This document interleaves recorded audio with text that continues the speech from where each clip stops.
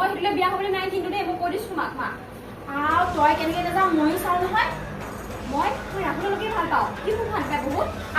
সেই গৰু চুৰটোৰ লগত তোক মই বিয়া দিবলৈ আছে ইমান ডাঙৰ ঘৰৰ ছোৱালীজনী মই তই সেই সৰু ঘৰলৈ যাবি মোক নাক কাটিবলৈ আহিছ তই মই নাজানো মই তালৈকে যাম আপোনালোকে যি ক'ব লাগে মই কেনেকে এৰি দিম জানো মই এৰিব মুখখন ইমান চলিছে তোক আজি মই